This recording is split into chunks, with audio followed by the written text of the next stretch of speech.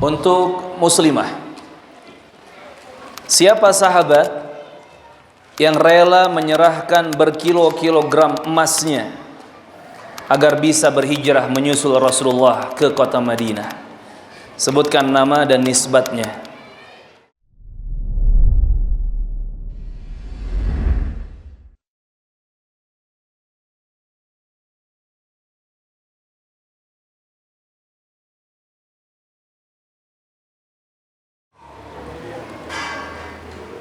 Bismillahirrahmanirrahim.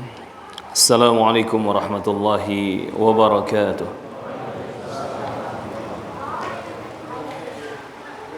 Alhamdulillah hamdan katsiran tayyiban mubarakan fih kama yuhibbu rabbuna wa yarda.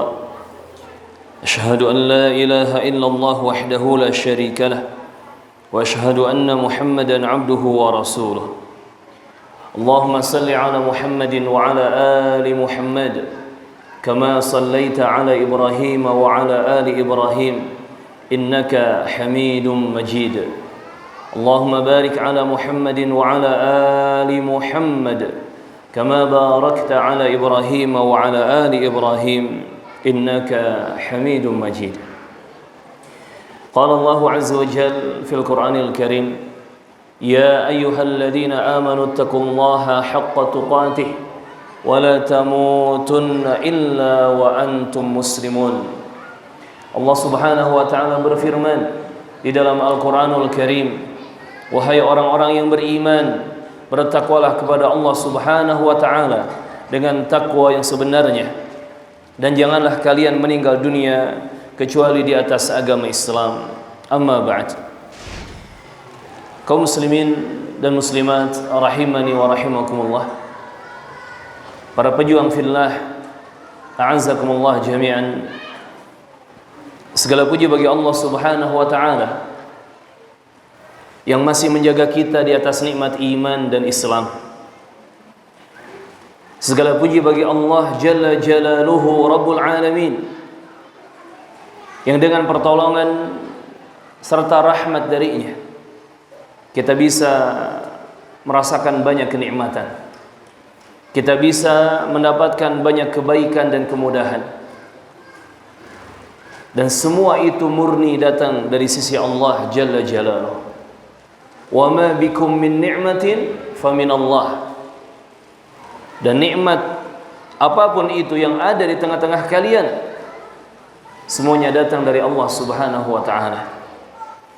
Maka semoga kita terus diberi hidayah, petunjuk dan pertolongan oleh Allah Rabbuna Tabaraka wa Ta'ala agar senantiasa bisa melaksanakan syukur kita kepadanya dengan syukur yang sempurna, dengan syukur yang baik, bersyukur dengan hati dan keimanan kita, di mana mengakui semua nikmat hanya datang dari Allah, juga bersyukur dengan lisan dan ucapan kita. Kita memperbanyak pujian untuk Allah Subhanahu wa taala. Kita memperbanyak ucapan alhamdulillah, alhamdulillah wa syukrulillah.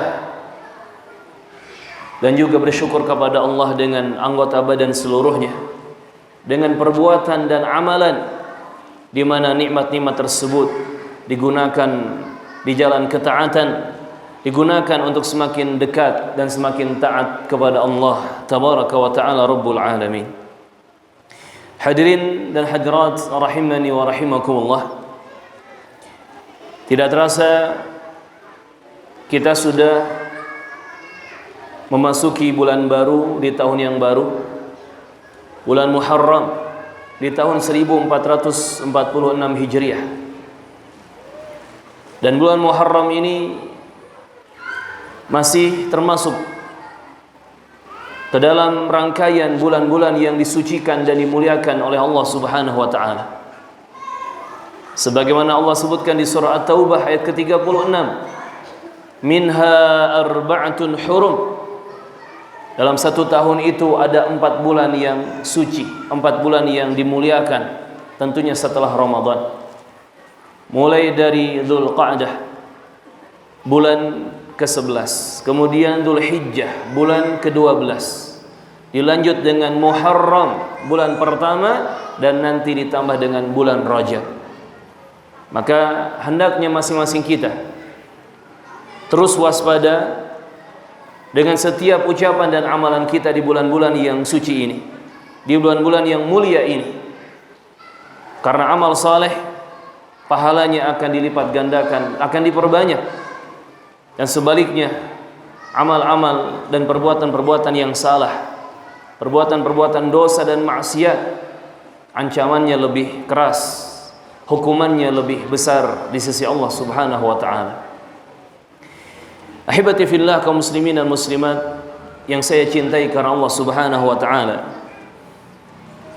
Dan semoga pergantian bulan atau bahkan pergantian tahun yang kita alami ini semakin menyadarkan kita bahwa ternyata waktu itu sangat berharga. Oleh karenanya Allah Subhanahu wa taala bersumpah, wal asri, demi masa, demi waktu. Saking berharganya waktu bagi umat manusia. Dan kita pun harus sadar, bertambahnya tahun berarti berkurangnya jatah kehidupan kita di dunia. Bertambahnya tahun, semakin dekat dengan akhir zaman atau hari kiamat, maka semakin berkuranglah jatah usia kita di dunia. Maka hamba Allah, manusia terbaik, ketika mengalami pergantian waktu, dia akan memperbanyak muhasabah. Dia akan melakukan introspeksi diri. Dia akan melihat, mengingat-ingat, dan menilai bagaimana dirinya, baik secara kualitas ataupun secara kuantitas dari amal-amal saleh.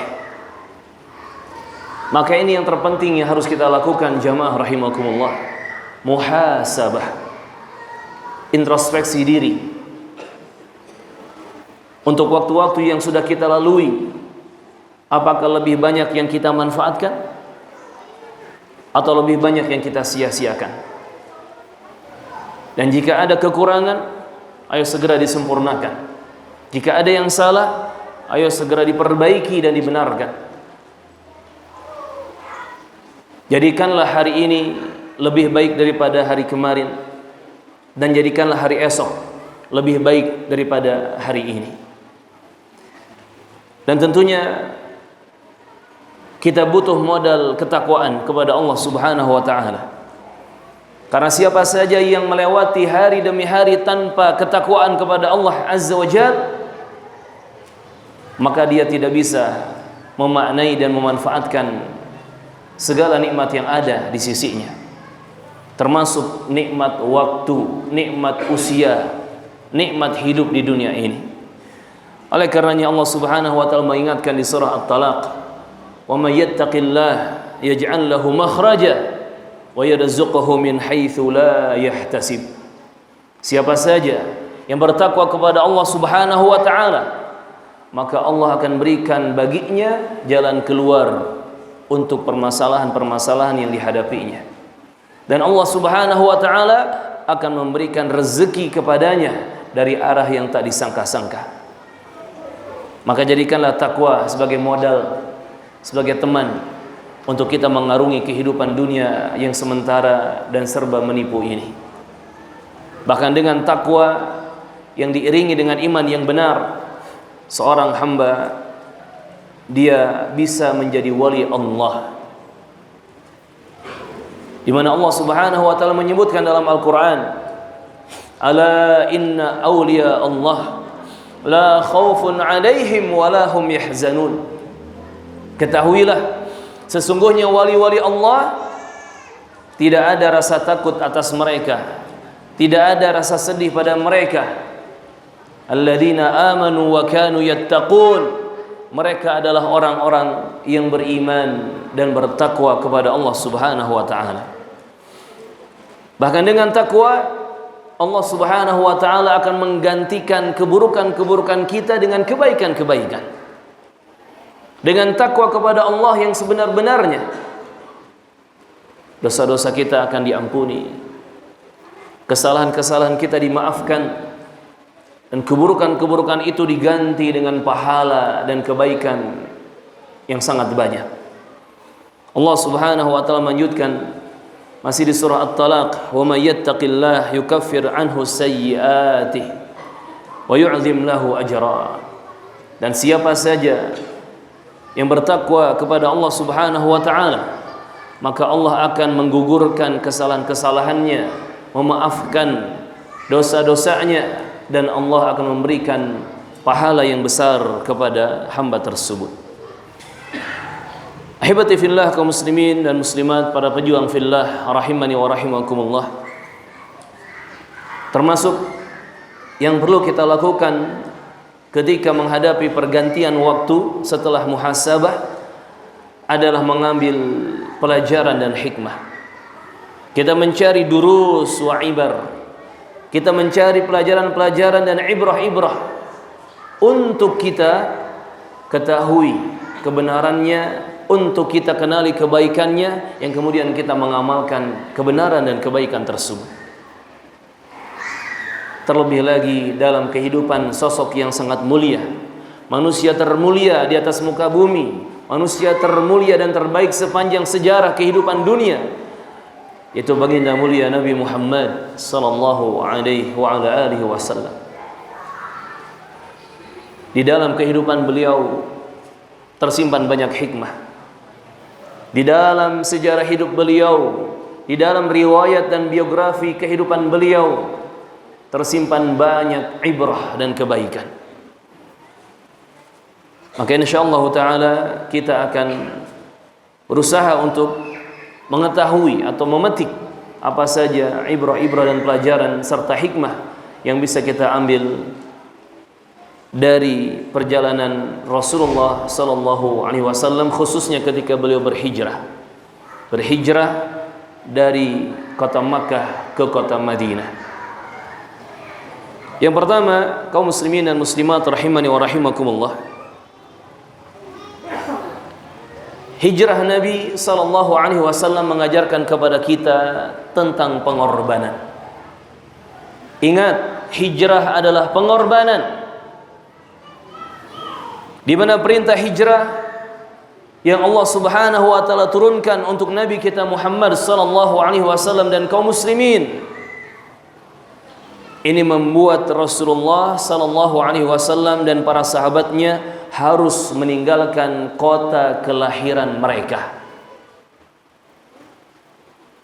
Harus meninggalkan kota di mana mereka hidup di masa kecil. Bahkan mereka juga harus meninggalkan keluarga tercinta, karib kerabat yang mereka sayangi, termasuk meninggalkan pekerjaan, bisnis, dagangan, harta benda. Mereka harus berkorban di jalan Allah Subhanahu wa taala. Ketika Rasulullah sallallahu alaihi wasallam mulai akan berangkat untuk hijrahnya dari kota Makkah ke kota Madinah, beliau pernah mengatakan dengan penuh rasa sedih, "Wallahi innaki la khairu ardillah." Demi Allah, sesungguhnya engkau, maksudnya kota Makkah, adalah sebaik-baik bumi Allah Subhanahu wa taala. Wa ahabbu ardillahi ilallah. Dan engkau, yakni kota Makkah, adalah bumi Allah yang paling dicintai oleh Allah Subhanahu wa taala. Walaula anni ukhrijtu minki ma kharajtu.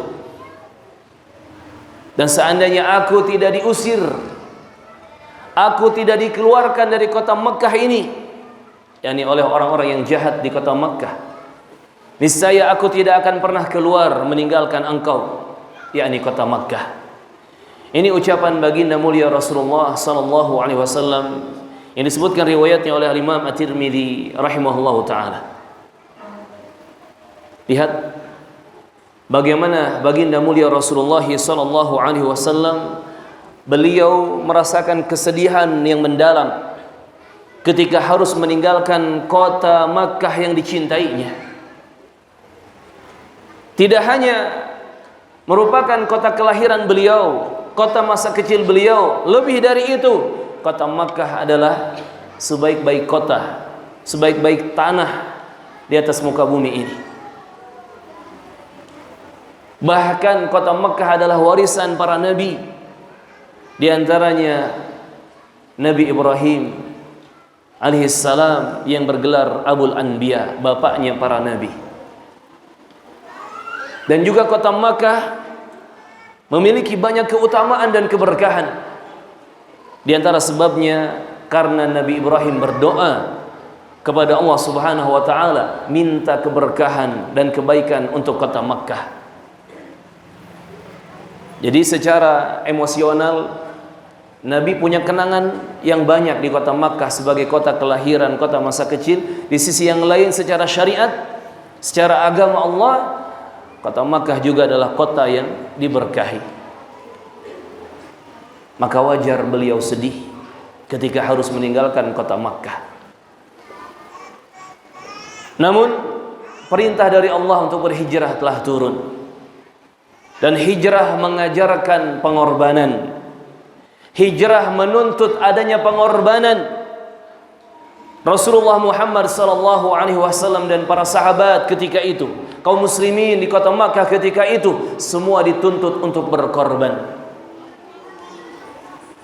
Maka jadikanlah ini sebagai pelajaran jamaah rahimakumullah. Apa yang telah kita lakukan dalam pengorbanan di jalan Allah Subhanahu wa taala. Apa yang telah kita korbankan untuk Allah tabaraka wa taala. Apa yang telah kita korbankan untuk Nabi Muhammad sallallahu alaihi wasallam. Apa yang telah kita korbankan untuk Islam dan kaum muslimin. Apa yang telah kita korbankan untuk dakwah, mengajak umat manusia ke jalan kebenaran, ke jalan keselamatan. Dan masing-masing kita harus berkorban. Baik itu tenaga, waktu, fikiran, harta benda, dan lain sebagainya. Pertanyaannya, apa yang telah kita korbankan? Ada sebuah riwayat menyebutkan kisah ketika Rasulullah dan para sahabat radhiyallahu anhum telah berangkat hijrah menuju kota Madinah. Ada beberapa sahabat yang tertinggal dan di antara mereka ada yang berusaha untuk menyusul. Ada seorang sahabat ketika itu yang bernama Suhaib Ar-Rumi radhiyallahu anhu. Dia orang Rum, orang Romawi, datang ke Makkah, kemudian menjadi pedagang dan menjadi orang yang kaya raya.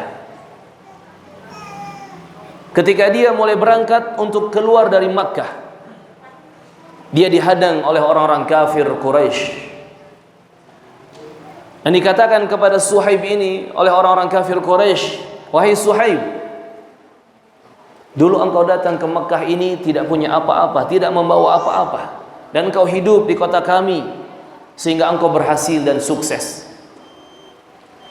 Dan kami tidak akan membiarkan engkau pergi meninggalkan Makkah begitu saja." Kemudian Suhaib melakukan negosiasi dengan orang-orang kafir Quraisy ketika itu. Kata Suhaib, "Ketahuilah, aku memiliki sekian kilogram emas, sekian kilogram emas yang aku sembunyikan di dalam tanah di bawah pintu rumahku. Aku menawarkan kepada kalian, lepaskan aku untuk menyusul Muhammad ke Madinah, dan aku berikan semua emas tersebut untuk kalian." Subhanallah. Entah berapa tahun lamanya beliau berdagang, berusaha sehingga bisa mengumpulkan emas berkilo-kilogram. Namun untuk membela Allah dan Rasulnya, untuk menyelamatkan agama, iman dan Islamnya, beliau korbankan berkilo-kilogram emas tersebut. Ini sedikit contoh pengorbanan dari sahabat Nabi radhiyallahu anhu, dan tentunya kita harus mengambil pelajaran darinya.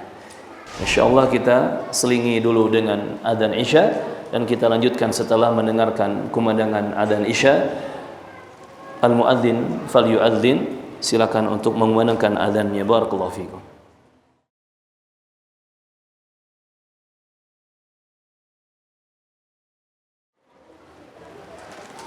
Baik, kita lanjutkan.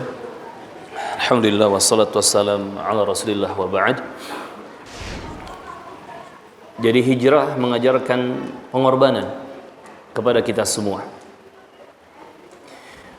Dan kalau kita melihat karakter dan amalan para sahabat yang mulia radhiyallahu anhum, mereka itu jika telah berhasil melakukan amal saleh, mereka tidak merasa puas dan bangga, apalagi merasa cukup. Justru mereka berusaha untuk membungkus amal-amal solehnya dengan rasa takut kepada Allah Azza wa Jalla. Mereka jika sudah berhasil melakukan amal-amal saleh,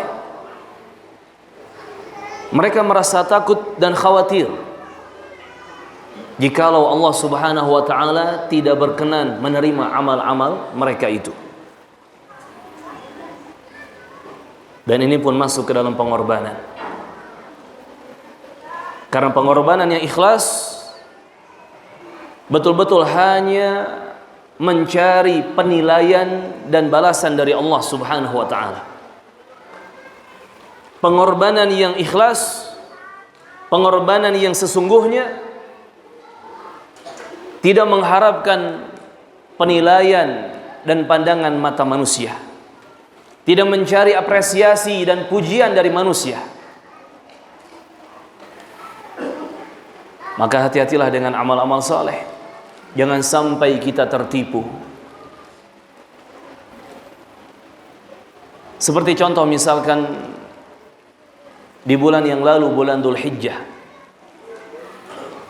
ketika sebagian kaum muslimin dimudahkan untuk menyembelih hewan kurban, alhamdulillah kita akui berkurban, menyembelih hewan kurban adalah kebaikan, merupakan amal saleh. Namun jika diiringi dengan riya, ingin dilihat orang, diiringi dengan sum'ah, ingin didengar dan dipuji-puji orang, maka itu menjadi masalah. Termasuk ketika seseorang yang bisa berkurban dan dia merasa puas, merasa cukup, merasa bangga dengan amalnya, itu pun bisa menjadi masalah. Tidak sedikit dari kalangan kaum muslimin ketika bisa menyembelih hewan kurban, dia merasa dirinya sudah menjadi orang saleh, sudah menjadi orang yang baik. Bahkan dia mengaku telah bersyukur kepada Allah. Alhamdulillah, saya bisa menyembelih hewan kurban pada tahun ini. Walaupun hanya seekor domba, walaupun hanya seekor sapi, alhamdulillah, saya telah menjadi orang baik. Namun dia lupa hakikat syukur yang sebenarnya. Dia mengira syukur kepada Allah dan menjadi orang baik di sisi Allah hanya cukup dengan berkurban setahun sekali. Hanya cukup dengan mengikuti salat Id di lapangan bersama kaum muslimin. Namun dia lupa dengan salat wajib yang 5 waktu setiap harinya.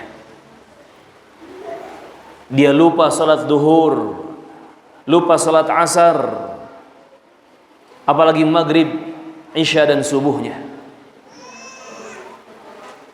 Hanya sekedar berkurban setahun sekali dan ikut salat Id setahun 1 atau 2 kali, dia merasa sudah puas dan bangga. Padahal dia meninggalkan salat wajib yang 5 waktu. La haula wala quwata illa billah. Dan mereka-mereka yang tidak menjaga salat mereka adalah orang-orang yang tidak berkorban.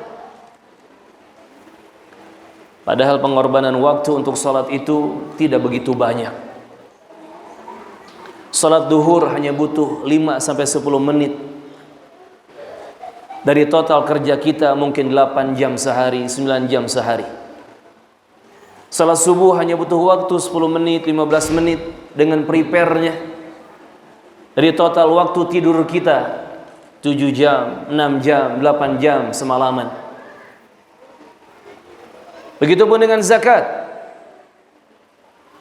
Kalau kita lihat zakat mal, zakat harta, emas, perak, dan uang, ketika sudah mencapai nisab dan haulnya, itu hanya diambil 2,5% yang dibagikan kepada para mustahiq, orang-orang yang lemah. Hanya 2,5%, tidak lebih dari itu. Masih kalah besar oleh mereka-mereka yang jadi broker tanah, yang kerja di properti. Teman-teman di properti biasa ambil fee itu berapa persen? Ada yang 3%, ada yang 5%. Zakat hanya 2,5%. Tetapi masih banyak kaum muslimin yang merasa keberatan. Na'udzubillah. Maka pertanyakan tadi, hikmah yang pertama, hijrah adalah pengorbanan. Lantas apa yang telah kita lakukan untuk berkorban di jalan Allah Subhanahu wa taala? Seorang suami harus berkorban, seorang istri harus berkorban, orang tua harus berkorban, anak-anak harus berkorban, semua kita harus berkorban di jalan Allah Subhanahu wa taala. Dan yang pasti pengorbanan itu disesuaikan dengan kadar kemampuan kita. Allah Subhanahu wa taala tidak akan membebani kita dengan suatu beban yang kita tidak mampu untuk menanggungnya. La yukallifullahu nafsan illa wus'aha. Kemudian pelajaran atau hikmah yang kedua, jamaah rahimakumullah. Rasulullah sallallahu alaihi wasallam dan kaum muslimin ketika itu berhijrah dari Makkah ke Madinah bukan karena menyerah. Ini perlu kita fahami. Rasulullah hijrah bukan karena menyerah, justru karena taat kepada perintah. Nabi Muhammad sallallahu alaihi wasallam telah tinggal di kota Makkah selama beberapa waktu lamanya. Dan di kota Makkah beliau menyeru umatnya menuju jalan hidayah, menuju jalan kebenaran, menuju tauhid dan Islam. Namun sayangnya hanya sedikit orang yang beriman kepada beliau sallallahu alaihi wasallam. Justru yang beliau dapati di kota Makkah adalah keburukan-keburukan. Berbagai macam penganiayaan, penghinaan beliau hadapi. Bahkan tak jarang beliau dan para sahabatnya di kota Makkah disiksa oleh orang-orang kafir Quraisy ketika itu. Namun ternyata semua itu tidak menyurutkan sedikit pun semangat dakwah baginda mulia Rasulullah sallallahu alaihi wasallam. Justru semangat beliau semakin menguat. Justru motivasi beliau semakin meninggi. Apa yang beliau hadapi dari ujian demi ujian di kota Makkah semakin menguatkan dan meningkatkan kegigihan beliau di dalam berdakwah, mengajak umat manusia ke jalan Allah Subhanahu wa taala. Dan Rasulullah sallallahu alaihi wasallam juga berusaha terus mencari solusi alternatif untuk menyukseskan dakwah yang beliau emban. Seperti misalkan beliau pergi ke Taif. Walaupun ternyata orang-orang Taif juga menolak dakwah kebenaran. Sampai mereka melempari Rasulullah dengan bebatuan. Sampai anak-anak kecil juga diperintah untuk melempari Nabi Muhammad dengan bebatuan. Sampai Nabi terluka dan berdarah. Dan ketika itu datang malaikat penjaga gunung dan menawarkan kepada Nabi kita Muhammad sallallahu alaihi wasallam agar malaikat ini menimpakan gunung-gunung itu kepada mereka kaum yang menolak dakwah kebenaran. Tetapi lihat akhlak mulia Rasulullah sallallahu alaihi wasallam. Beliau menolak tawaran malaikat. Justru beliau berdoa kepada Allah Subhanahu wa taala agar Allah Subhanahu wa taala an yukhrija min aslabihim qauman ya'budunallaha wa la yusyrikuna bihi syai'a. Agar Allah Subhanahu wa taala mengeluarkan dari tulang rusuk mereka, dari tulang sulbi mereka, keturunan kaum orang-orang yang mereka nantinya beribadah kepada Allah saja, mentauhidkan Allah dan tidak melakukan kesyirikan kepada Allah dengan sesuatu apapun. Dan ternyata doa Nabi Muhammad untuk Taif ini makbul, dikabulkan oleh Allah Subhanahu wa taala. Sehingga Taif dikenal menjadi kota ilmu dan ulama. Bahkan ulama besar dari kalangan sahabat yaitu Abdullah bin Abbas, Abul Abbas radhiyallahu anhu, wafatnya di kota Taif. Tidak hanya itu, Taif juga menjadi kota yang diberkahi. Walaupun berada di daerah gunung bebatuan, gurun pasir, tetapi di sana ada hijau-hijauan, tumbuh sayur-sayuran, tumbuh buah-buahan. Subhanallah. Lihat jamaah rahimakumullah, bagaimana akhlak mulia Rasulullah sallallahu alaihi wasallam. Sampai dalam satu riwayat Nabi mengatakan, Allahumma ighfir lahum fa innahum qaumun la ya'lamun. Ya Allah, ampunilah mereka ya Allah, karena sesungguhnya mereka adalah kaum yang tidak mengetahui. Lihat jamaah rahimakumullah, Nabi hijrah bukan menyerah, tetapi Nabi hijrah untuk mengikuti perintah dan mencari solusi alternatif dalam melebarkan sayap dakwah. Maka semenjak itu Nabi tidak pernah menyerah. Justru beliau sepulang dari Taif lebih banyak tampil di hadapan manusia di kota Makkah, di hadapan orang-orang Quraisy. Nabi berdiri di depan suku-suku, kabilah-kabilah, khususnya ketika mereka datang di waktu haji. Karena ingat, haji ini sudah berlangsung sebelum Islam datang, dan orang-orang datang dari segala penjuru untuk melakukan haji. Dan Nabi ketika itu mengatakan, ala rajulun yahmiluni ila qaumih fa inna quraisyan qad mana'uni an uballigha kalam rabbi. Kata Rasulullah kepada kabilah-kabilah atau rombongan-rombongan jamaah haji yang datang dari banyak penjuru ke kota Makkah, Nabi mengatakan, ala rajulun, adakah seseorang dari kalian yang mau membawaku ke tengah-tengah kaumnya? Sesungguhnya orang-orang Quraisy, mereka telah melarang aku menyampaikan pesan dari Rabbku, menyampaikan dakwah, menyampaikan ajakan dari Rabbku.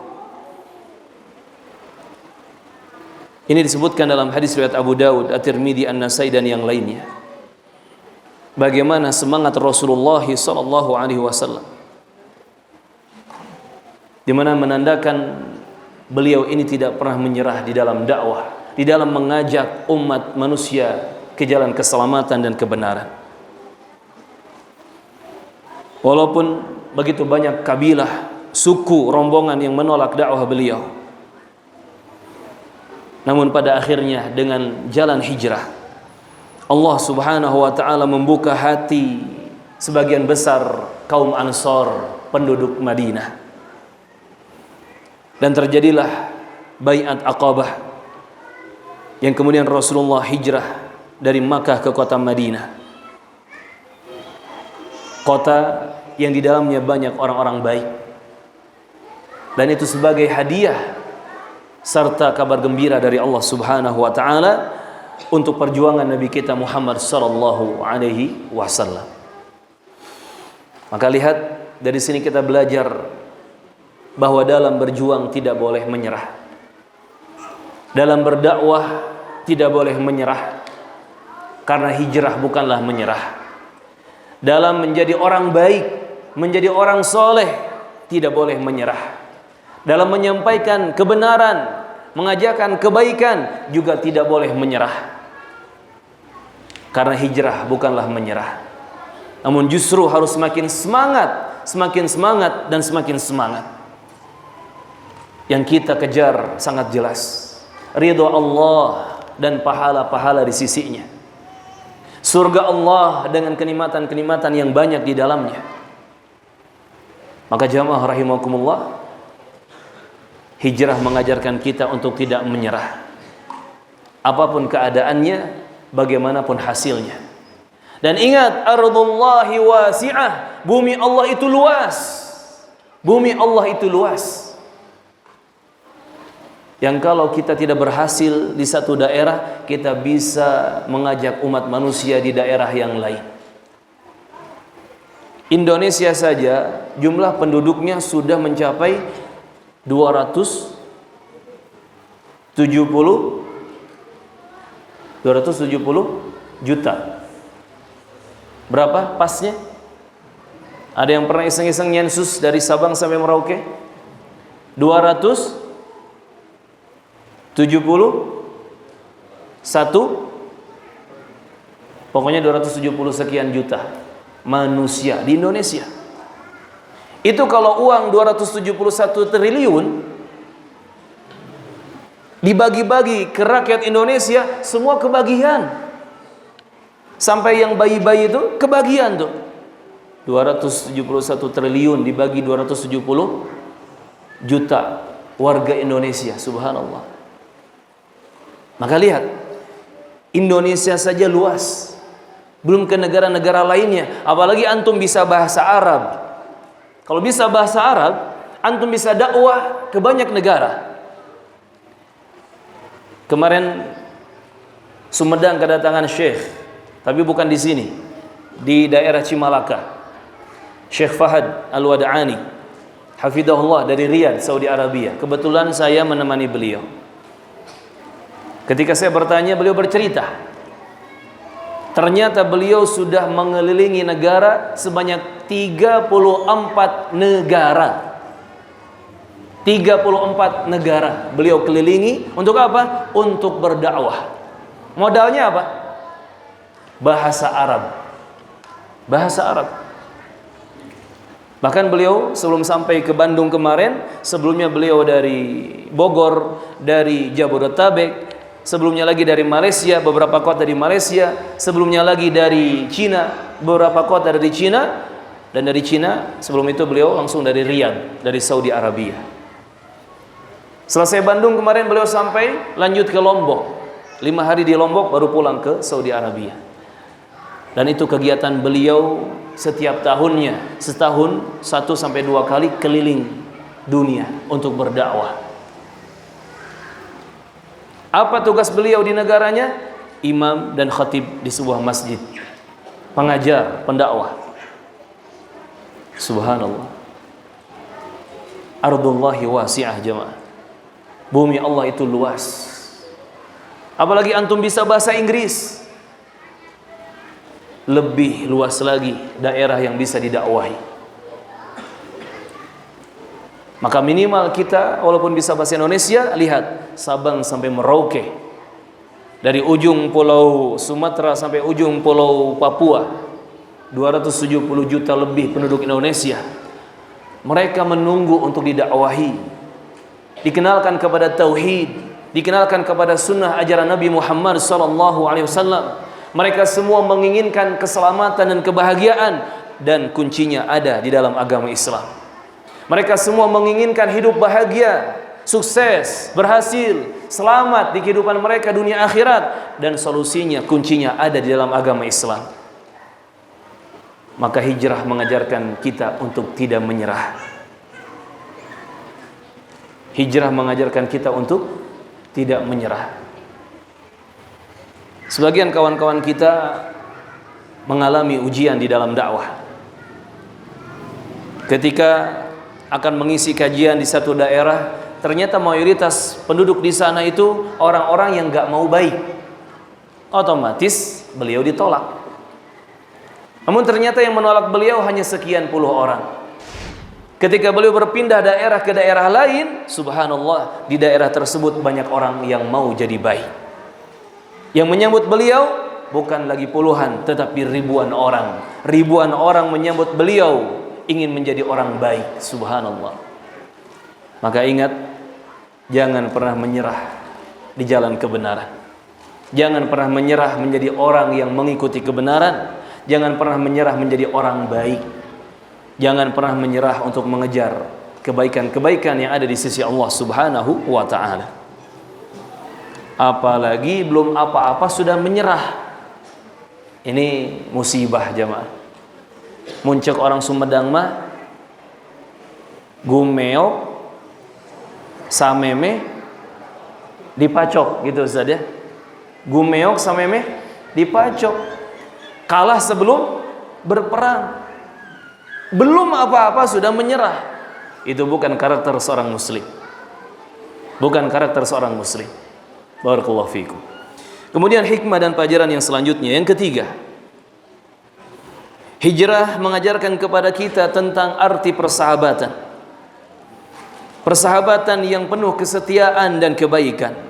Persahabatan yang sesungguhnya. Kalau kita lihat sosok Abu Bakar As-Siddiq, di sini ada hadiah. Tadi pesan dari Pak DKM, tolong bagikan hadiah ya, untuk jamaah menyelingi kajian kita di malam hari ini. Sahabat Abu Bakar As-Siddiq. Pertanyaan untuk warga asli sini. Warga asli sini dulu. Siapa nama asli Abu Bakar As-Siddiq? Silakan bapak-bapak yang bisa menjawab angkat tangan. Terkhusus Pak Agus, mana Pak Agus tadi? Pak Agus sepertinya jadi trending topik malam hari ini.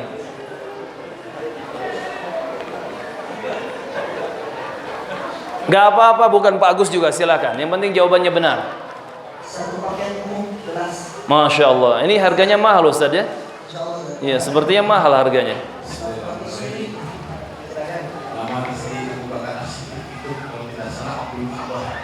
Siapa? Abdul Ahwa. Abdul Ahwa, kurang tepat.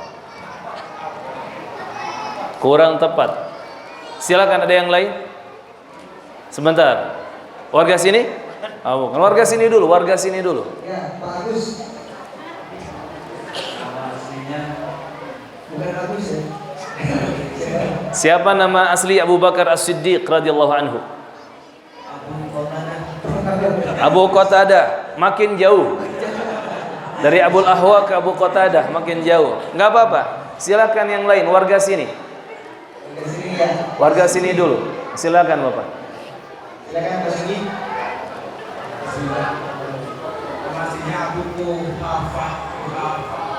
Abu Kuhafah itu kunyah bapaknya. Jadi Abu Bakar bin Abi Kuhafah. Abu Kuhafah namanya Utsman. Jadi Abu Bakar bin Utsman. Belum terjawab siapa nama asli Abu Bakar. Silakan Bapak.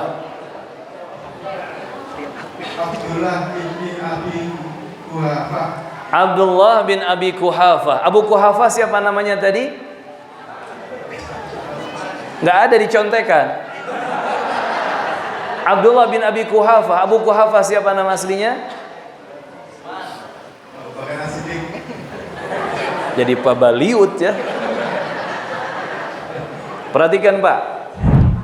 Abu Bakar As-Siddiq nama aslinya Abdullah bin Utsman atau Abdullah bin Abi Kuhafah. Abu Kuhafah itu adalah bapaknya Abu Bakar. Berarti Abu Bakar ini anak dari Abu Kuhafah. Siapa nama asli Abu Kuhafah tadi? Utsman. Utsman. Siapa nama Abu Bakar aslinya? Abdullah. Abdullah bin siapa? Bin Utsman Abu Kuhafah. Abdullah Abu Bakar bin Utsman Abu Kuhafah. Lalu As-Siddiq nama siapa? gelar atau lakob untuk beliau, orang yang jujur terpercaya. Jadi yang mana Ustaz yang menang? Oh ya, silakan diserahkan. Ya, boleh langsung diserahkan oleh Pak DKM. Barakallahu fiikum. Dari nama Abu Bakar saja kita bisa mengambil ibrah. Ternyata kita sebagai umat Islam tidak betul-betul mencintai Islam. Kita sebagai umat Islam belum jujur mencintai para pengusung dakwah Islam, yaitu Rasulullah dan para sahabatnya radhiyallahu anhu. Kita lebih kalah dengan nama-nama di berita yang viral. Kita lebih kenal nama orang-orang yang gak jelas tetapi terkenal. Tetapi orang-orang yang banyak jasanya untuk umat, banyak jasanya untuk Islam, kadang kita tidak mengenali beliau, tidak mengenali mereka. Dan ini musibah jemaah. Maka ayo, mulai dari sekarang kita sebagai orang tua ajak anak-anak kita untuk mengenal siapa Rasulullah, siapa para sahabatnya, Abu Bakar, Umar, Utsman, Ali, Abu Hurairah, semua istri Nabi, semua sahabat Nabi, kenali mereka. Bahkan ulama di kalangan sahabat, ulama tabi'in, tabi'ut tabi'in, kenali mereka. Ya, ini tugas kita sebagai umat Islam kalau betul-betul cinta kepada Islam. Kalau kita ingin mengikuti jejak Rasulullah sallallahu alaihi wasallam, apalagi kita ingin mengambil hikmah dari hijrah beliau. Kalau kita lihat sosok Abu Bakar, Abdullah bin Uthman, Abu Quhafah, ketika mendengar Rasulullah bersabda sallallahu alaihi wasallam dalam hadis riwayat Al-Bukhari, "Qad uritu dara hijratikum, ra'aitu sabkhatan dzata nakhlin baina labatain." Kata Nabi sallallahu alaihi wasallam, sungguh aku telah ditampakkan kepadaku negeri tempat hijrah kalian, dan aku melihat negeri yang subur ditumbuhi dengan pepohonan-pepohonan kurma yang ada di antara dua bukit yang kokoh. Mendengar ucapan Nabi tersebut, lantas Abu Bakar As-Siddiq, Abdullah bin Uthman radhiyallahu anhu bergegas untuk bersiap-siap hijrah. Nabi belum memberikan perintah, ayo siap-siap kalian untuk hijrah bersamaku, belum. Nabi hanya menyampaikan kabar informasi lewat wahyu ilahi tentang tanda-tanda daerah yang akan didatangi dalam hijrah. Tapi lihat Abu Bakar As-Siddiq radhiyallahu anhu, langsung beliau bergegas, bersiap-siap, mempersiapkan segala sesuatunya untuk hijrah menemani Rasulullah sallallahu alaihi wasallam. Dan ketika itu Nabi menahan Abu Bakar As-Siddiq sembari berkata, "La ta'jal, engkau jangan tergesa-gesa." Kata Rasulullah, karena aku berharap aku akan diizinkan untuk berhijrah. Artinya apa? Belum turun perintah hijrah, baru tanda-tandanya saja. Sehingga Abu Bakar diingatkan, jangan tergesa-gesa, tenang dulu, belum turun perintah atau izin hijrah bagiku dari Allah Subhanahu wa ta'ala. Dari sini juga kita bisa mengambil pelajaran, seorang muslim itu bukan orang yang tergesa-gesa. Makanya Nabi mengatakan dalam hadis yang sahih, at-ta'anni minallah wal ajalatu minasyaitan. Sikap tenang itu datangnya dari Allah, sedangkan sikap tergesa-gesa itu datangnya dari setan. Maka jadilah seorang hamba yang memiliki sikap ta'anni, sikap tenang, sikap pelan-pelan, sikap memperhatikan dan melihat kondisi sekitar dengan seksama. Kemudian singkat cerita, ketika Rasulullah sudah diizinkan untuk berhijrah, Rasulullah sangat ingin berangkat hijrah dengan Abu Bakar As-Siddiq radhiyallahu anhu. Dan Abu Bakar pun berharap demikian. Abu Bakar sangat ingin menemani Rasulullah berhijrah keluar dari Makkah. Yang pada akhirnya mereka semua diizinkan untuk berhijrah meninggalkan Makkah menuju Madinah. Itu terjadi setelah Rasulullah dan Abu Bakar menunggu perintah dan izin dari Allah Subhanahu wa ta'ala agar Nabi Muhammad diperbolehkan hijrah keluar dari kota Makkah. Dan ketika Abu Bakar menemani Rasulullah hijrah meninggalkan Makkah, Abu Bakar membawa 2 ekor hewan tunggangan. Yang di atas 2 ekor hewan tunggangan itu sudah disiapkan bekal dan kebutuhan hidup kurang lebih cukup untuk kehidupan selama 4 bulan. Subhanallah. Lihat bagaimana persiapan Abu Bakar As-Siddiq. 2 hewan tunggangan ketika itu harganya lumayan. Ditambah dipenuhi dengan perbekalan untuk 4 bulan kehidupan. Subhanallah. Maka di sini kita mengambil pelajaran bahwa hijrah juga mengajarkan arti persahabatan, arti kesetiaan dalam persahabatan. Maka pesan untuk kita semua kaum muslimin dan muslimat rahimakumullah, carilah lingkungan yang baik. Carilah orang-orang yang baik sebagai teman kita, sebagai kawan dan sahabat kita. Dan jangan pernah bosan untuk berkumpul dengan orang-orang baik itu. Bahkan di surah Al-Kahfi Allah Subhanahu wa taala mengingatkan agar kita tidak meninggalkan orang-orang yang soleh, bahkan kita tidak mengedipkan mata sejenak pun dari orang-orang yang soleh itu.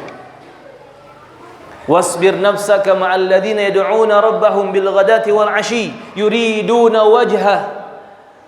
Kata Allah Subhanahu wa taala, sabarkanlah dirimu untuk selalu ada bersama hamba-hamba Allah yang saleh, yang selalu berdoa, yang selalu beribadah kepada Allah di pagi dan sore hari.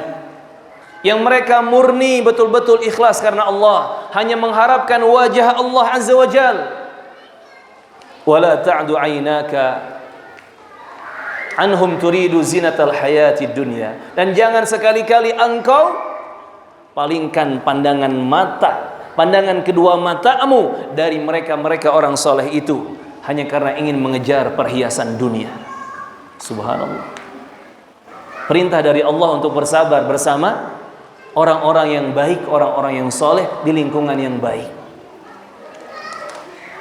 Juga di ayat yang lain, di surat yang lain Allah menyebutkan wa kunu ma'as sadiqin, dan adalah kalian tetap bersama dengan orang-orang yang jujur, orang-orang yang benar.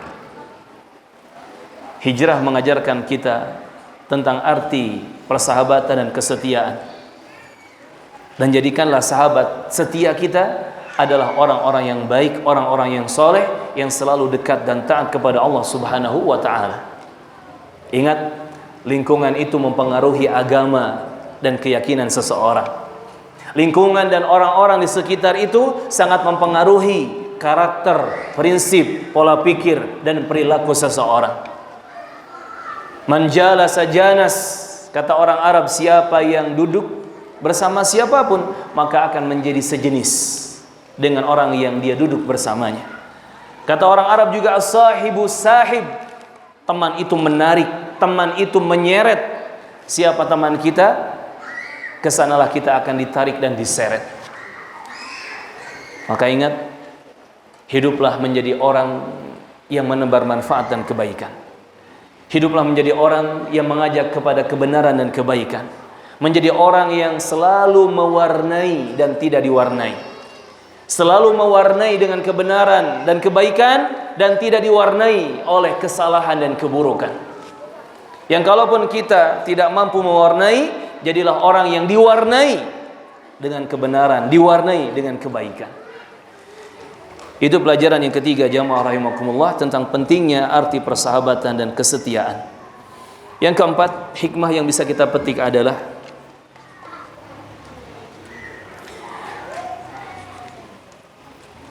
pentingnya kekuatan tawakal kita kepada Allah Subhanahu wa taala. Pentingnya menyempurnakan tawakal dalam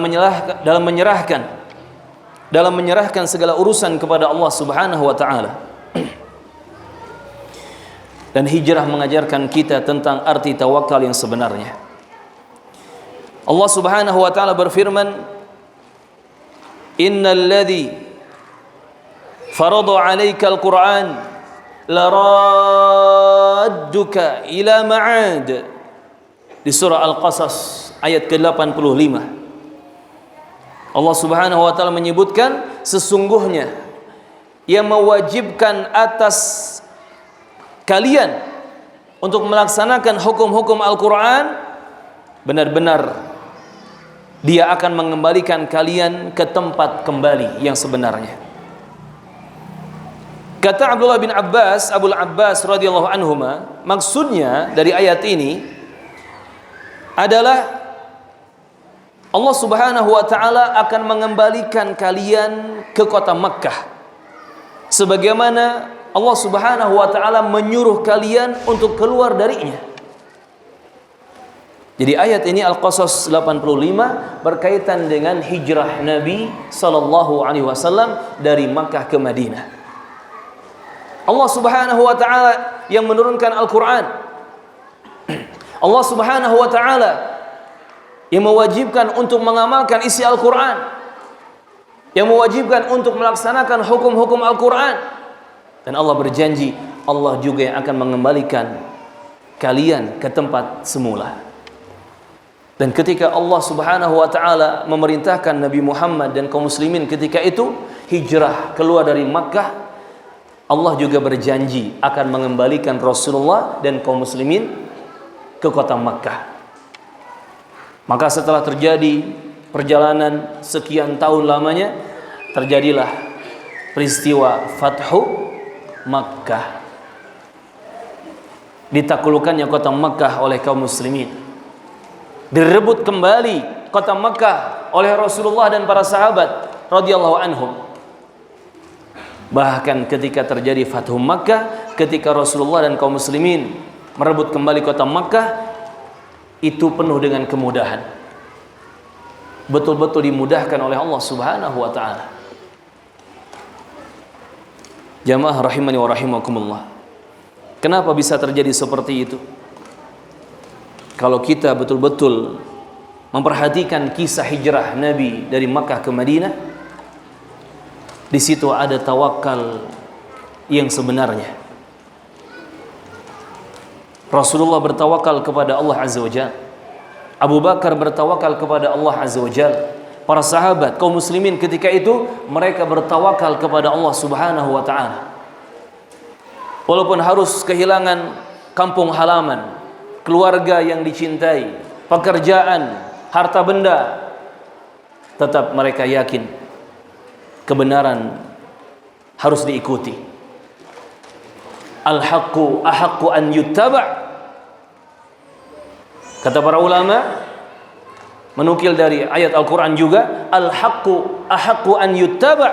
Kebenaran itu lebih berhak untuk diikuti. Kebenaran lebih berhak untuk diikuti. Dan ingat, kebenaran itu adalah segala apa yang datang dari Allah dan Rasulnya sallallahu alaihi wasallam. Itulah kebenaran. Itulah ilmu yang nafi, yang bermanfaat. Itulah ilmu basirah. Yang kata Al-Imam Asy-Syafi'i, Muhammad bin Idris Asy-Syafi'i rahimahullah, ilmu basirah, ilmu yang benar hanyalah firman Allah, sabda Rasulullah Muhammad, ucapan para sahabat yang sahih. Adapun selain itu, fawaswasus syaitan, hanyalah waswas dan bisikan-bisikan setan saja. Dan mereka, para sahabat dan kaum muslimin yang berada di dekat Rasulullah ketika itu, membuktikan prinsip yang mulia, al-haqqu ahaqqu an yuttaba'. Kebenaran lebih berhak untuk diikuti. Sehingga mereka betul-betul tawakal dengan sebenarnya kepada Allah Subhanahu wa taala, menyerahkan semua urusan mereka. Mereka butuh ini, butuh itu, mereka sedang mengalami rasa gelisah, sedih, takut, semua mereka serahkan kepada Allah Azza wa Jalla. Bahkan ketika Abu Bakar menemani Rasulullah sallallahu alaihi wasallam ketika dikejar-kejar oleh orang-orang kafir Quraisy, ketika itu Nabi dan Abu Bakar akan ditangkap bahkan dibunuh, Rasulullah dan Abu Bakar naik ke sebuah gunung tidak jauh dari kota Makkah, dan mereka berdua bersembunyi di sebuah gua yang ada di atas gunung tersebut. Gua apa namanya? Gua Thur, di gunung Thur. Ketika itu Abu Bakar terlihat gelisah, terlihat ketakutan. Maka Nabi mengatakan kepada Abu Bakar As-Siddiq, "Ma dhannuka ya Abu Bakar bithnaini Allahu thalithuhuma." Wahai Abu Bakar, apa pendapatmu? Bagaimana menurutmu tentang dua orang yang ketiganya adalah Allah Subhanahu wa taala? Ada dua orang manusia dijaga oleh pihak ketiga. Pihak ketiganya adalah Allah Subhanahu wa taala. Maka dalam Al-Qur'an turun firman Allah Subhanahu wa taala, "La tahzan innallaha ma'ana." La tahzan, jangan engkau bersedih, jangan takut, jangan gelisah. Innallaha ma'ana, sesungguhnya Allah ada bersama kita. Allah menjaga kita, Allah menolong kita. Lihat, Nabi mengajarkan tawakal kepada umatnya. Para sahabat mengajarkan tawakal kepada kita semua. Dan kata para ulama, tawakal itu adalah tafwidul amri ilallah ba'da badlis sabab. Menyerahkan urusan kepada Allah sambil melakukan sebab yang nyata, sebab yang real, yang disyariatkan. Itu tawakal. Ketika teman-teman ingin mendapatkan keberkahan di bulan Dzulhijjah, keberkahan di bulan Muharram, maka tawakal harus dilakukan di sini. Serahkan urusan kepada Allah, berdoa kepada Allah, minta kepada Allah sambil melakukan amal-amal yang disyariatkan. Kan gitu. Kita kemarin mengajar keberkahan Dzulhijjah. Dari tanggal 1 sampai 9 puasa sunat. Khususnya di 9 Dzulhijjah hari Arafah, lebih semangat lagi puasa. Tanggal 1 sampai 10 Dzulhijjah kita terus memperbanyak zikir secara umum, khususnya takbir, diperbanyak takbir. Tanggal 10 sampai 13 Dzulhijjah kita berusaha menyembelih hewan kurban, udhiyah. Ini amalan-amalan yang menjadi sebab keberkahan Dzulhijjah turun kepada kita. Di bulan Muharram pun sama. Bulan Muharram ini kata Rasulullah sallallahu alaihi wasallam, seutama-utama puasa setelah bulan Ramadan adalah berpuasa di bulan Allah Al-Muharram, Syahrullah Al-Muharram. Jadi siapa yang memperbanyak puasa sunat di bulan Muharram, bagi dia ada keutamaan, ada pahala yang banyak karena dia mengerjakan puasa yang terbaik setelah bulan Ramadan. Khususnya nanti di 10 Muharram yang disebut dengan puasa hari Ashura. Ketika Rasulullah datang ke Madinah sallallahu alaihi wasallam, Nabi mendapati orang-orang Madinah itu yang Yahudinya sudah terbiasa puasa di 10 Muharram. Dan mereka menceritakan alasannya. Di 10 Muharram ini adalah hari di mana Allah Subhanahu wa taala menyelamatkan Nabi Musa alaihissalam dari Fir'aun dan bala tentaranya.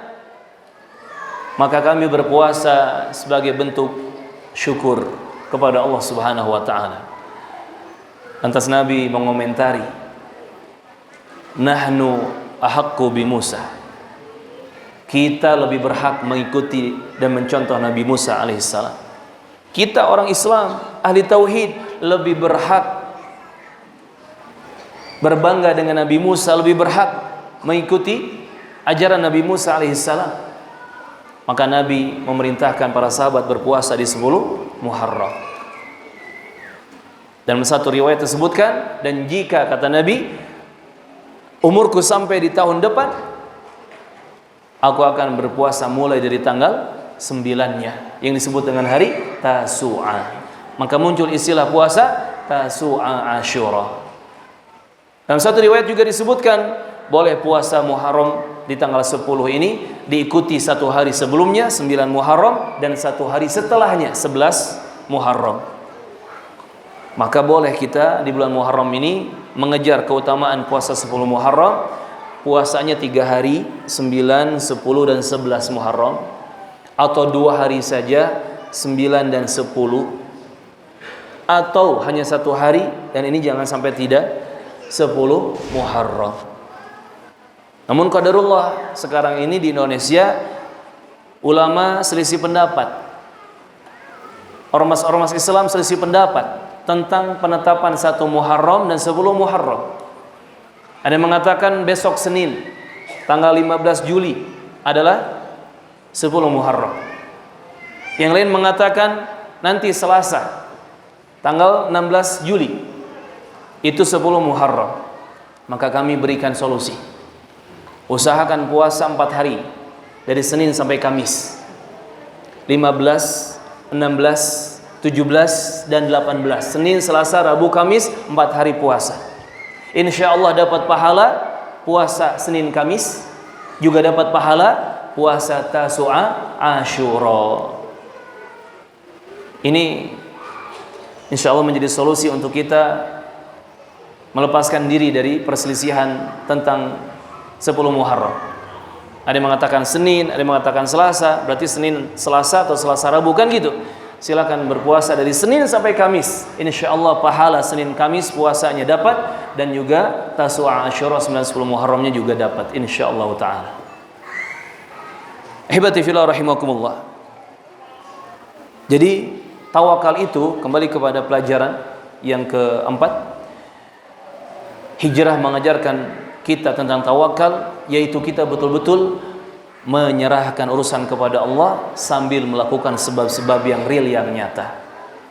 Atau contoh yang lain, misalkan kita punya motor, kita punya mobil, kita punya rumah, kita ingin motor, mobil dan rumah kita aman, maka sambil berdoa dan meminta kepada Allah perlindungan, keselamatan, penjagaan, lakukan sebab-sebab yang real. Apa saja sebab yang real untuk menjaga amannya kendaraan kita, misalkan rumah kita? Agar aman, setelah berdoa, setelah minta kepada Allah, kita harus ngapain? Dikunci motornya, mobilnya, rumahnya, apa lagi? Dilunasi cicilannya, biar nggak dijabel, ya kan? Percuma dikunci doang kalau ternyata masih nyicil, belum aman. Makanya jangan hidup dengan hutang, jangan hidup dengan cicilan, ribet hidupnya. Apalagi cicilannya riba. Sudah ribet nggak berkah pula, sudah ribet musibah pula. Mohon maaf kepada teman-teman yang masih ada tanggungan cicilan, hutang, apalagi urusannya riba, segera berhenti. Maksudnya berhenti itu bayar lunas, jangan diulangi. Bukan berhenti kabur, bukan ya. Bayar lunas, jangan diulangi. Terlebih lagi sekarang Indonesia sedang darurat judi online. Nah, harusnya kita di bulan-bulan yang mulia ini, dari Dzulqa'dah, Dzulhijjah, Muharram sampai Muharram ini, ayo kita perangi itu judi online. Indonesia ini negara terbesar pelaku judi online. Dan lebih mengejutkannya lagi, pelaku terbanyaknya ada di Pulau Jawa. Lebih mengagetkan lagi, pelaku terbanyak di Pulau Jawa ada di Jawa Barat. Dan ternyata Sumedang masih Jawa Barat. Hati-hati jamaah. Judi online tidak menjanjikan kekayaan. Judi online tidak menjanjikan keberhasilan, justru hanya kerugian dan kehancuran. Kisah nyata banyak terdengar di berita-berita. Di Bandung ada seorang laki-laki loncat ke Sungai Citarum gara-gara apa? Urusan hutang judi online. Di mana? Mojokerto. Poluan, istrinya polisi, Poluan, ngebakar suaminya yang polisi juga. Gara-gara suaminya yang polisi ini ngabisin uang gajinya untuk judi online.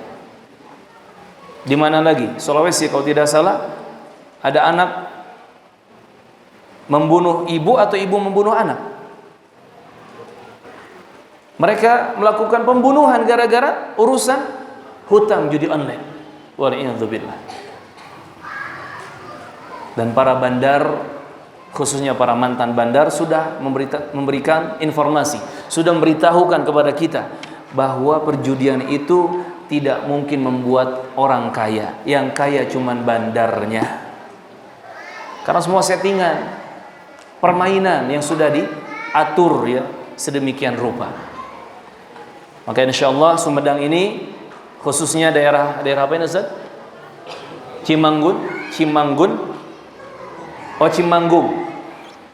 bebas, bersih dari perjudian, online ataupun offline. Teu cukup ku amin, kudu dibuktikan. Percuma amin-aminan ari masih HP main slot, ya kan? Harus dibuktikan dengan buang tuh semua aplikasi judi online. Buang tuh aplikasi slot itu, buang. Kalau bisa buang juga HP-nya. Kalau masih ya tidak bisa membuang aplikasi, buang handphonenya, ganti dengan handphone yang ya cukup telepon, cukup SMS kan gitu.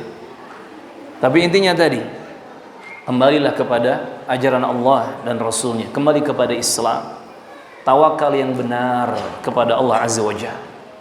Orang yang melakukan judi online, termasuk pinjol juga sama, pinjaman online, dan hampir semua pinjaman online itu riba. Itu orang-orang yang nggak punya tawakal. Itu orang-orang yang malas untuk bekerja dan berusaha. Pengennya cepat kaya, pengennya cepat ada solusi gitu kan. Padahal setelah itu dampaknya sangat buruk dan tawakalnya dipertanyakan. Sedangkan muslim, mukmin yang sebenarnya, dia bertawakal kepada Allah dengan sesungguhnya. Dia berusaha untuk kerja maksimal. Dia berusaha untuk kerja maksimal. Dan subhanallah, kami mendapati teman-teman yang tawakalnya kuat. Dirundung sakit, anaknya sakit, masuk rumah sakit, biayanya lumayan besar ya, sampai belasan juta. Qadarullah usahanya juga sedang turun, sedang down. Ketika kami menawarkan bantuan, subhanallah, dia menolak dengan lembutnya. Mohon maaf, bukannya tidak menghormati atau menghargai, tetapi insyaallah saya masih bisa berusaha. Saya masih punya aset bisa dijual. Subhanallah. Dia berusaha, dia maksimal untuk bertawakal kepada Allah dengan yang dia bisa dan tetap menjaga kehormatan dirinya. Dan itulah seorang muslim. Seorang muslim dia betul-betul bertawakal kepada Allah Subhanahu wa taala. Dia yakin Allah menolong, Allah ada memberikan pertolongan dan solusi. Allah ada menjaga dan membelanya. Dia yakin dengan pertolongan Allah. Ala inna nasrallahi qarib. Dia yakin dengan ayat ini. Ketahuilah sesungguhnya pertolongan Allah itu dekat. Maka dia menyerahkan urusan semua kepada Allah. Dia bergantung diri kepada Allah. Dia bersandar hanya kepada Allah. Sambil berdoa, sambil mengangkat dua tangannya meminta kepada Allah, sambil bersujud, merendahkan diri serendah-rendahnya di hadapan Allah. Dia melakukan sebab-sebab yang nyata. Kalau dia harus usaha, dia usaha maksimal. Kalau dia harus bekerja, dia bekerja maksimal. Dan seterusnya. Hijrah mengajarkan tawakal kepada kita jamaah. Rasulullah dan para sahabat bertawakal dalam hijrah mereka, sehingga hijrah mereka berhasil. Bahkan Allah mengembalikan mereka ke kota Makkah dengan penuh kemenangan. Subhanallah. Yang terakhir jamaah, hikmah yang terakhir, yang kelima yang akan kita petik di kesempatan malam hari yang berberkah ini, hijrah mengajarkan kepada kita tentang arti hijrah yang sebenarnya. Banyak dari kita kadang salah memahami arti hijrah. Ada yang menganggap hijrah itu yang penting ganti kostum. Kemarin gak jenggotan, sekarang jenggotan, sudah hijrah. Kemarin pakai celana pendek, sekarang pakai sarung, sudah hijrah. Dan dia merasa cukup dengan penampilan saja, tanpa dia mempelajari rukun iman yang 6 seperti apa detailnya, rukun Islam yang 5 seperti apa pembahasan lengkapnya, tanpa dia mempelajari Al-Quran dan As-Sunnah yang banyak sekali lembaran-lembarannya. Maka hijrah Nabi SAW dan para sahabatnya dari Makkah ke Madinah mengajarkan kita arti hijrah yang sebenarnya. Hijrah kata para ulama ada dua jenis. Hijrah yang pertama hijrah khusus. Hijrah al-intiqal, berpindah dari satu tempat yang ada keburukan ke tempat yang lain yang ada kebaikan. Sebagaimana yang Nabi lakukan, hijrah dari Makkah ke Madinah. Ini hijrah intiqal, dari satu tempat ke tempat yang lain, berpindah. Nabi ketika itu meninggalkan Makkah karena Makkah masih dipenuhi oleh para pelaku kesyirikan. Masih banyak berhala, masih banyak kesyirikan dilakukan. Nabi hijrah ke Madinah, ke tempat yang lebih baik. Dan ternyata di Madinah memang Allah mudahkan untuk menegakkan tauhid, beribadah kepada Allah, salat dan seterusnya. Ini makna hijrah yang pertama atau jenis hijrah yang pertama. Hijrah berpindah tempat, dari tempat yang buruk menuju tempat yang baik. Termasuk ini pun bisa kita lakukan jika kita sekarang berada di lingkungan yang buruk.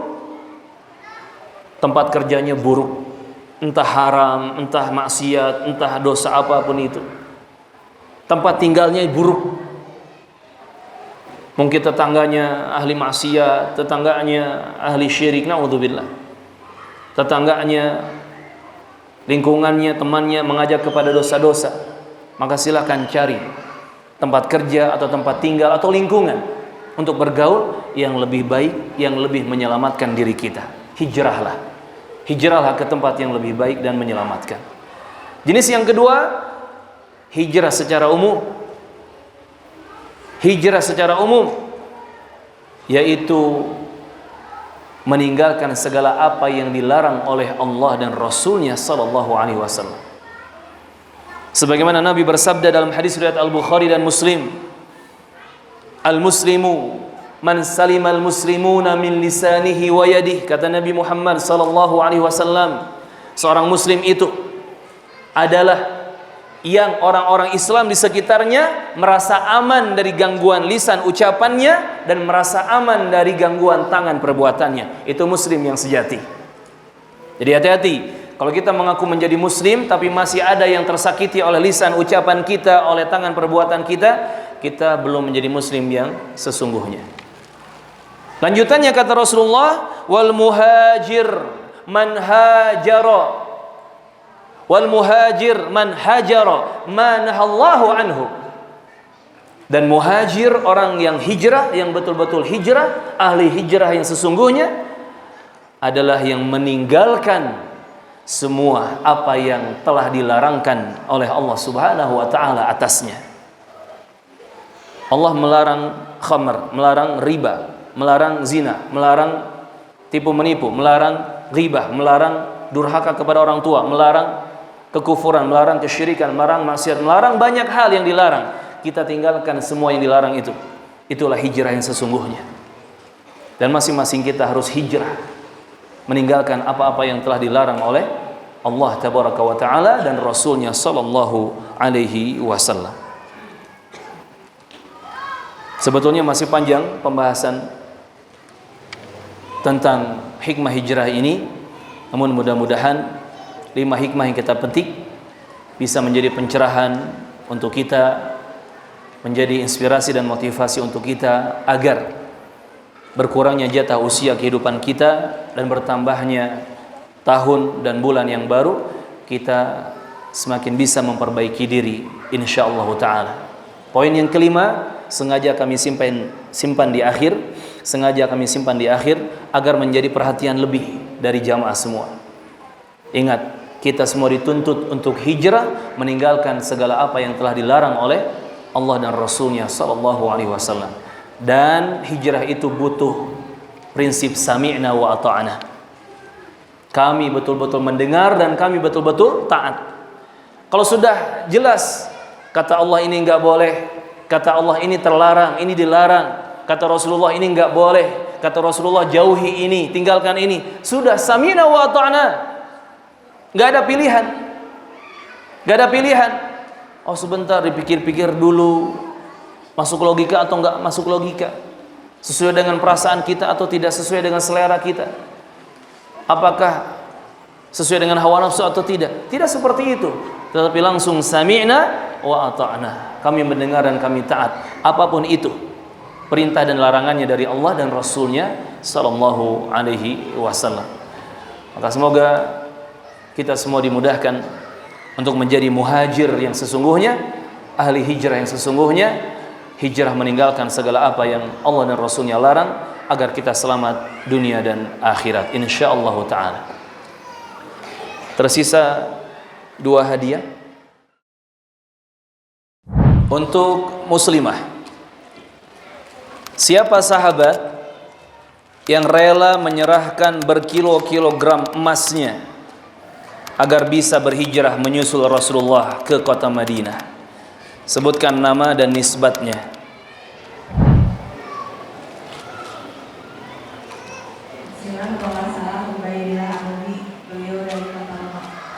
Ubaidillah Ar-Rumi. Kurang pas. Ada jawaban yang lain?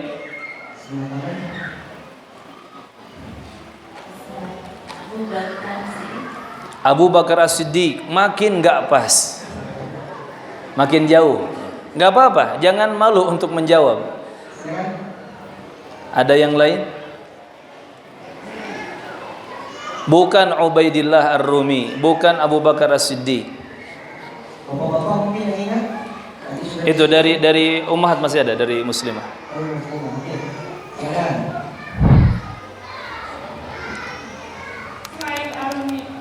Suhaib Ar-Rumi. Ar-Ruminya sudah benar tadi Ibu. Namanya Suhaib. Suhaib. Ada nggak di sini warga sini namanya Suhaib? Mang Suhaib, ayah Mang Suhaib? Nggak ada.